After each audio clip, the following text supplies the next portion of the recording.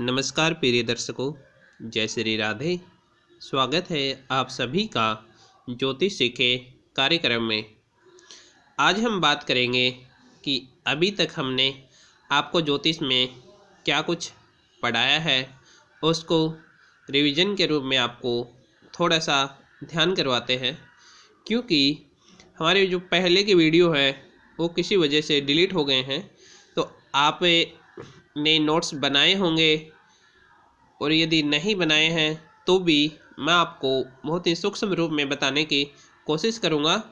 आप ध्यान से सुनिए और इन्हें कंठस्थ कर लीजिए, क्योंकि यदि आपको एक अच्छा ज्योतिषी बनना है तो इन सब बातों का ज्ञान होना आवश्यक है, क्योंकि बेसिक एस्ट्रोलॉजी आनी बहुत ही ज़रूरी है। यदि हमें बेसिक एस्ट्रोलॉजी का ज्ञान नहीं है तो हम सिद्धांत को नहीं जान सकते। आज हम पुनः आपको बताते हैं कि हमने शुरू से कहाँ से पढ़ाना शुरू किया था। सर्वप्रथम हमने आपको बताया था कि ज्योतिष वेदों का अंग है, वेदों का छठा अंग है। इसे वेदों का चक्षु भी कहते हैं।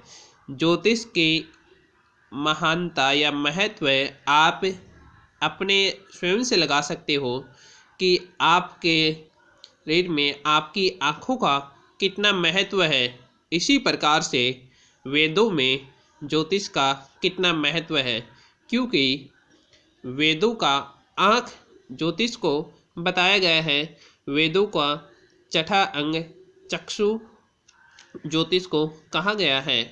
साथ ही हमने आपको ज्योतिष को त्रिस्कंद के रूप में बताया था कि सर्वप्रथम ज्योतिष में हम 3 स्कंदों के रूप में पढ़ते हैं: गणित, संहिता और होरा। गणित के अंदर हम ग्रह, नक्षत्र, तारों इन सभी की गणना करते हैं, और इन्हीं के आधार पे हम ब्रह्मांड की गणना करके कि कहाँ स्थापित है और हमसे कितनी दूर है, और इन्हीं से हम जन्म कुंडली का निर्माण और पंचांग निर्माण करते हैं। साथ ही संहिता से हमें भूगोल का अध्ययन होता है, जैसे कि पृथ्वी पे कहाँ भूकंप होगा, तापमान कितना होगा, बारिश की, इन सभी का ज्ञान हमें संहिता में मिलता है। प्रकृति के बारे में जो भूगोल की स्थिति होती है वो हम संहिता के पढ़ते हैं। और होरा जो है वो फलित ज्योतिष का अंग है। इसमें हम फलित कैसे करते हैं ये बताते हैं। हम आपको होरा पराशर पढ़ाना शुरू किया था, और होरा संहिता में आपको ज्योतिष में हमने आपको ज्योतिष के मुख्य 4 स्तंभ बताए थे। सर्वप्रथम स्तंभ बताया था नक्षत्र, राशि, ग्रह और भाव। नक्षत्र 27 होते हैं, और एक नक्षत्र होता है अभिजीत नक्षत्र। तो कुल मिला के नक्षत्र होते हैं 28, लेकिन गणना में हम 27 नक्षत्रों का ही उपयोग करते हैं। अभिजीत नक्षत्र का उपयोग मुहूर्त ज्योतिष में बहुत होता है। राशि 12 होती है, ग्रह 9 होते हैं, 7 ग्रह और 2 ग्रह है राहु और केतु। भाव भी 12 होते हैं। नक्षत्र की परिभाषा के लिए हमने आपको बताया था, जो तारों के समूह से जो आकृति हमें प्राप्त होती है और जैसी आकृति हमें दिखाई देती है उसी को हम नक्षत्र कहते हैं। नक्षत्रों के से हमने आप बताया था, आप पुनः सुनिए कि आकाश में तारों के समूह की आकृति को ही नक्षत्र कहते हैं, और जैसी आकृति हमें दिखाई देती है उसी के आधार पर हम उनका नामकरण करते हैं। इसे नक्षत्रों के बारे में, नक्षत्र 27 होते हैं और इनका नाम आप याद रखो। साथ ही हमने आपको नक्षत्रों के अंशात्मक विस्तार के बारे में बताया था कि एक नक्षत्र में का कितना मान होता है। इन सब चीज़ों के बारे में बताया था। साथ ही अब नक्षत्रों के नाम को क्रमशः याद कर लीजिए, जिससे आपको इनके स्वामी याद करने में बहुत ही आसानी होगी। नक्षत्रों के नाम इस प्रकार हैं। सर्वप्रथम अश्वनी, भरणी, कार्तिका, 4 नंबर रोहिणी, मृगशिरा, आद्रा, पुनर्वसु, पुष्य, आश्लेषा। इन्हें आप 9 के क्रम में याद करोगे तो इनके नक्षत्रों के स्वामी याद करने में बहुत ही आसानी होगी। 10 नंबर मघा, पूर्व फाल्गुनी, उत्तर फाल्गुनी, हस्त, चित्रा, स्वाति, विशाखा, अनुराधा, ज्येष्ठा, मूल, पूर्वाषाढ़ा, उत्तराषाढ़ा, श्रवण, घनिष्ठा, शतभिषा, पूर्व भाद्रपद, उत्तर भाद्रपद और रेवती। ये 27 नक्षत्र हैं। इन नक्षत्रों के स्वामियों के नाम याद करने के लिए हमने आपको एक फॉर्मूला बताया था, जिसे आप कंठस्थ कर लीजिए। और इसे कंठस्थ करने में जब हम गणित ज्योतिष करेंगे और विंशोत्तरी दशा निकालेंगे, उसमें भी आपको इनका क्रम और याद करने में बहुत ही आसानी होगी कि अब किसकी दशा चल रही है, उसके बाद में किसकी आएगी। यही क्रम से दशा ये चलती है। जैसे बताया था, आ, चम, भो, रा, जी, सै, बु, के, सु। आ से होता है सूर्य, चम से चंद्रमा, भो से मंगल, रा से राहु, जीव या जी कहते हैं गुरु बृहस्पति को, सै से शनि, बु से बुध, के से केतु और सु से शुक्र। अब इसी क्रम में आप याद कर लेना कि जो यहाँ से आप करना शुरू 3 नंबर से आप शुरू कर सकते हो कि इसी क्रम में शुरू होते हैं नक्षत्र। लेकिन अभी जो वर्तमान में अश्वनी से हम शुरू करते हैं, जो दशा ये लेते हैं, आप इस 3 नंबर से शुरू कर सकते हो। जो फॉर्मूले के हिसाब से जो कार्तिका नक्षत्र है, कार्तिका नक्षत्र का स्वामी होगा सूर्य। आ जैसे आ, चम, भो, रा, जी, सै, बु, के, सु। जैसे कार्तिका का सूर्य, रोहिणी का चंद्रमा, मृगशिरा का मंगल। इसी प्रकार आप याद कर लें। और सर्व एक बहुत ही अच्छे तरीके से आप यदि इनको क्रम से ही याद करते हो तो देखना, जो 1 नंबर होगा जोड़ने पर भी जो 1 नंबर आएगा, जैसे 1 नंबर है, 1 + 0 भी 1 होता है, 1 + 9 10 और 1 + 0 जैसे कि 1 + 0 = 1 और ये 1 + 9 = 10 और 10 का 1 + 0 = 1। जिनका योग 1 होता है उसका स्वामी केतु होता है। इसी प्रकार से आप आगे देखो, 2 1 + 2 2 2 + 0 2। जिनका योग 2 होता है उसका स्वामी होता है जो होता है केतु के बाद में जो भी है। जहां आप देखो, पहले केतु, उसके बाद में शुक्र, 2 नंबर का स्वामी होगा शुक्र। और आप देख रहे हो 3 1 + 2 3 2 + 1 3 3 का स्वामी होगा सूर्य। इसी प्रकार क्रम से चलेगा। आप अगर 27 नक्षत्रों को याद कर लेते हो और उन्हीं का योग देख के, तो आप इन्हीं क्रम में आप याद कर सकते हो। जैसे कि 9 नंबर 1 9, 1 + 8 9, 7 + 2 9, 9 का स्वामी होता है बुध। साथ ही हमने आपको मूल नक्षत्र के बारे में भी बताया था कि मूल नक्षत्र क्या होते हैं। मूल नक्षत्र होते हैं जो केतु के नक्षत्र होते हैं, जो केतु के नक्षत्र होते हैं, और दूसरे जो बुध के नक्षत्र होते हैं उन्हें मूल नक्षत्र कहते हैं।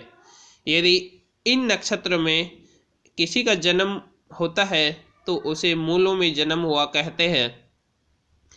तो आप याद कर सकते हो। यहाँ से केतु के 3 नक्षत्र होंगे, अश्वनी, 1 नंबर, 10 नंबर और 19 नंबर, और 19 नंबर जो होंगे वो होंगे। साथ ही बुध के नक्षत्र होंगे 9, 18 और 27। बुध के नक्षत्र होंगे 9, 18 और 27। आश्लेषा, ज्येष्ठा और रेवती, ये बुध के नक्षत्र होते हैं। साथ ही हमने आपको बताया था इनके अंशात्मक विस्तार के बारे में कि एक नक्षत्र का मान, कुल ब्रह्मांड का टोटल विस्तार हमने 360 डिग्री अंश में किया था, और एक नक्षत्र का मान कितना होता है इसको देखने के लिए हमें कुल नक्षत्रों की संख्या लिखते हैं और इनमें भाग देते हैं 27 डिग्री। अब हमने आपको बताया था एक नक्षत्र का मान 13 डिग्री 20 अंश होता है। साथ ही ये भी बताया था कि एक नक्षत्र के 4 चरण होते हैं। एक नक्षत्र के 4 चरण होते हैं। आगे आप इनको राशि क्रम में पढ़ोगे तब आपको और भी विस्तार से पता चलेगा। जैसे कि 13 डिग्री 20 अंश, एक नक्षत्र के 4 चरण होते हैं, तो एक चरण का मान होगा से ही आप इनमें भाग दे के देखोगे तब आएगा 4, 8, 12, 4, 8, 4, 12 अर्थात 3 डिग्री और 20 अंश, डिग्री 20 अंश। यदि इन्हें आप पुनः 4 से गुणा करोगे तो 13 डिग्री 20 अंश आएगा। आप स्वयं करके देख सकते हो। इसी क्रम में हम प्रत्येक नक्षत्र का अंशात्मक विस्तार करते हुए आपको बताया था कि पहले नक्षत्र का मान 0 से, अश्विनी का मान 0 से 13 डिग्री 20 अंश तक होता है। आगे भरणी का मान 13 डिग्री 20 अंश से 13 डिग्री 20 अंश से आगे होता है।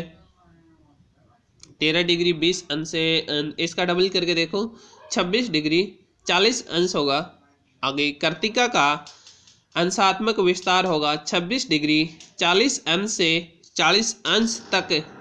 इसी प्रकार आप इन्हें सबका अंशात्मक विस्तार निकाल सकते हो। साथ ही एक नक्षत्र के 4 चरण होते हैं, और हमने आपको राशियों के बारे में भी बताया था कुछ कि राशियां 12 होती हैं, और राशियां किसे कहते हैं ये भी आपको बताया था कि हमारे ब्रह्मांड में, आकाश में जो तारे दिखाई देते हैं और तारों के समूह की आकृति को ही राशि कहते हैं। और राशि का नामकरण इसी आधार पर किया गया था कि आकाश में जो तारे दिखाई देते हैं उन तारों के समूह से किस प्रकार की आकृति बनती है, उसी आकृति के आधार पर राशियों का नामकरण किया गया था। कि जैसे पहली राशि होती है मेष, मेष का नामकरण जिससे भेड़ के जैसी आकृति दिखाई दी उसी आधार पर मेष राशि के। अब एक राशि का मान कितना होता है ये भी आप बताएं कि कुल ब्रह्मांड में कम हमने विस्तार को पढ़ा कि 360 डिग्री होता है। हम ब्रह्मांड विस्तार को 360 डिग्री में ही बांटते हैं। साथ एक राशि का मान कितना होगा, कुल राशियां होती हैं 12, तो एक राशि का मान कितना होगा। अब 360 में 12 का भाग देंगे तो आएगा 30 डिग्री, अगर 30 डिग्री एक राशि का मान होता है 30 डिग्री। तो अब ऐसे आप आगे राशियों के अंशात्मक विस्तार पढ़ सकते हो कि पहली राशि जो मेष है, मेष राशि होगी 0 से 30 डिग्री। वर्ष राशि है वो होगी 30 से 60 डिग्री। इसी प्रकार आप संपूर्ण 12 राशियों का मान पढ़ सकते हो कि मिथुन का होगा 60 से 90 डिग्री, कर्क का होगा 90 से 120, सिंह का होगा 120 से 150 डिग्री, कन्या का होगा 150 से 180 डिग्री, तुला का होगा 180 से 210 डिग्री, और वृश्चिक राशि का होगा 210 से 240 डिग्री, धनु का होगा 240 डिग्री से 270 डिग्री, मकर राशि का होगा 270 से 300 डिग्री, और कुंभ राशि का मान होगा 300 डिग्री से 330 डिग्री, और मीन का अंशात्मक विस्तार होगा 330 से 360 तक। आप इन्हें अच्छी तरीके से याद कर सकते हो, जिससे आपको राशियों के मान के बारे में पता चलेगा और इन्हीं की गणना का भी आपको पता चल जाएगा। हमने आपको पीछे पढ़ाया हुआ है, अब हम आपको याद करने के लिए बहुत ही सूक्ष्म रूप में बता रहे हैं। साथ ही एक राशि में कितने नक्षत्र होते हैं, ये आप जानने के लिए कि एक राशि में कितने नक्षत्र होते हैं। एक राशि का मान होता है 30 डिग्री, एक राशि का मान होता है 30 डिग्री, और एक नक्षत्र का मान होता है 13 डिग्री 20 अंश। 13 डिग्री 20 अंश। तो 13 डिग्री 20 अंश को आप देखोगे कि कितना होगा। यहाँ पर दो नक्षत्रों का मान होगा 26 डिग्री 40 अंश। दो नक्षत्रों का मान होगा 26 डिग्री 40 अंश, और प्लस में एक नक्षत्र का चरण का मान बताया था हमने 3 डिग्री 20 अंश। 3 डिग्री 20 अंश, तो कुल होगा 3 डिग्री 20 अंश, तो टोटल होगा इनका 30 डिग्री। 30 डिग्री अर्थात एक नक्षत्र में 4 चरण होते हैं, और दो नक्षत्र में 8 चरण, और प्लस में 1 चरण, अर्थात एक राशि में 9 चरण होते हैं। एक राशि में 9 चरण होते हैं। आप यहाँ से देख सकते हो, एक राशि में 9 चरण। एक चरण का मान होता है 3 डिग्री 20 अंश, और इंटू 9 करोगे तो आ जाएगा कुल 30 डिग्री। तो एक राशि में 9 चरण होते हैं। इसी प्रकार से राशि का जो होता है उसमें 9 ही नामाक्षर होता है, जैसे मेष में चू, चे, चो, ला, ली, लू, ए, ओ। इसी प्रकार से आप देखोगे कि प्रत्येक नक्षत्र, एक राशि में 2.25 नक्षत्र होते हैं, और उनका नक्षत्रों के विषय में आप अधिक पढ़ोगे तो एक राशि के भी किस नक्षत्र में जातक का जन्म हुआ है तो उसी के आधार पर आप उसके गुण स्वरूप को बता सकते हो। साथ ही हमने आपको राशियों के स्वामियों के नाम के बारे में बताया था, और कि किस राशि का स्वामी कौन सा होता है, और साथ ही आप कि कौन सी राशि किन किन नक्षत्रों से मिलकर बनी होती है ये भी बताया था। कि आप देख सकते हो कि कौन कौन से नक्षत्र से बनी होती है। जैसे मेष राशि 13 डिग्री 20 अंश, टोटल अश्विनी का नक्षत्र होगा, और भरणी नक्षत्र भी 13 डिग्री 20 अंश, और कार्तिका का 3 डिग्री 20 अंश। 3 नक्षत्रों से अश्विनी, भरणी और कार्तिका। इसी प्रकार से वर्ष राशि, मिथुन राशि, सिंह राशि, इसी प्रकार से आप इनको विभाजित करके समझ सकते हैं। साथ ही हमने राशियों के स्वामियों को बता देता हूँ। राशियों के स्वामी भी आप वीडियो ज़्यादा लंबा न बने, लेकिन हमने करीब 4-5 पाठों का विश्लेषण इसी में करके बता रहे हैं, तो आप ध्यान से समझने की कोशिश करना। कि मेष राशि का स्वामी होता है मंगल देव, मंगल।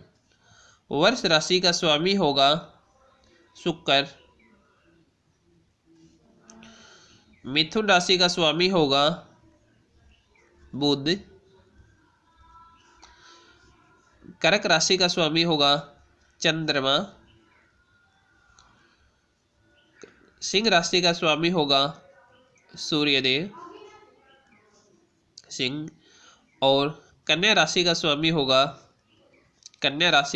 होगा बुध। कर्क सिंह कन्या तुला, तुला राशि का स्वामी होगा शुक्र, तुला। वृश्चिक राशि का स्वामी होगा, वृश्चिक राशि का स्वामी होगा मंगल, और मेष वृश्चिक धनु, धनु राशि का स्वामी होगा गुरु, धनु, धनु मकर, मकर राशि का स्वामी होगा शनि, कुंभ राशि का स्वामी होगा शनि, और 12वें नंबर की राशि होती है मीन, मीन राशि का स्वामी भी होगा गुरु या फिर बृहस्पति देव। इनको आप क्रम से याद कर सकते हो, जो आगे सुविधा होगी। 1, 2, 3, 4 नंबर कर्क, 5 नंबर सिंह, 6 नंबर कन्या, 7 नंबर तुला, 8 नंबर वृश्चिक, 9 नंबर धनु, 10 नंबर मकर, 11 नंबर कुंभ और 12 नंबर मीन राशि होगी। साथ ही हमने आपको ये भी आप देख सकते हो कि इनमें कर्क राशि और सिंह राशि का सिर्फ एक एक ग्रह का आधिपत्य मिला है और शेष राशियों को 2-2 ग्रह का आधिपत्य मिला है। जैसे कि मंगल को 2 राशियां मिली हुई है, मंगल ग्रह को 2 राशियां मिली हुई है। जैसे मंगल की राशि है मेष और वृश्चिक, शुक्र की राशि है वृष और तुला, बुध की राशि है मिथुन और कन्या। साथ ही कर्क और सिंह की एक ही है, कन्या की बताया, वृश्चिक बताया। धनु की जो गुरु की राशियां है धनु और मीन, शनि की मकर और कुंभ 2 राशियां हैं। आज के लिए इतना ही, आगे हम आपको और विस्तार से और साथ ही सूक्ष्म, यदि समझ में कुछ भी नहीं आए तो ज़रूर बताना, और कितना समझ में आ रहा है ये भी अवश्य बताएं, क्योंकि यदि आप इनको याद करोगे तो आगे बहुत ही आसानी होगी। ये धीरे धीरे पढ़ोगे और कंठस्थ कर लोगे तो बहुत ही अच्छा होगा, क्योंकि हमने आपको बताया कि ज्योतिष 3 स्कंद में सर्वप्रथम हम गणित भी पढ़ेंगे और आपको पढ़ा रहा हूँ अभी मैं। तो अगर फलित ज्योतिष के लिए बहुत ही मुख्य है ज्योतिष के जो 4 स्तंभ बताए मैंने, नक्षत्र, राशि, ग्रह और भाव, इनको कंठस्थ करना और इन्हीं के प्रकृति, गुण, स्वरूप और इनके बारे में यदि हमें अच्छी तरीके से जानकारी है तो हम फलित बहुत ही आसानी से सीख जाएंगे। क्योंकि हमारे पास सवाल तो बहुत होते हैं, लेकिन सिर्फ जानना इन्हीं में होता है कि हमारे पास 12 राशियां होती हैं, 12 भाव होते हैं, 27 नक्षत्र होते हैं। सिर्फ इन्हीं में से हम हर सवाल का जवाब ढूंढना पड़ता है, चाहे वो किसी भी संदर्भ में हो। तो हमें इनके बारे में संपूर्ण जानकारी होनी चाहिए। नक्षत्र को यदि पढ़ोगे, अच्छी तरीके से पढ़ोगे और इनके कर्म को याद कर लोगे, शुरू में धीरे धीरे याद करोगे तो आगे बहुत ही आसानी होगी। या साथ ही आगे जितना फलित सीखेंगे उसमें इनका बहुत उपयोग होगा। साथ ही यदि इनके स्वामियों को याद कर लेते हो तो और भी आसानी होगी। नक्षत्रों के देवता अलग से होते हैं जो मुहूर्त ज्योतिष में काम आते हैं, तो आपको इनके दशाफल, साथ ही अगर यहाँ ये याद करते हो तो हम बहुत ही जल्द गणित ज्योतिष भी शुरू करने वाले हैं, तो बहुत आसानी होगी।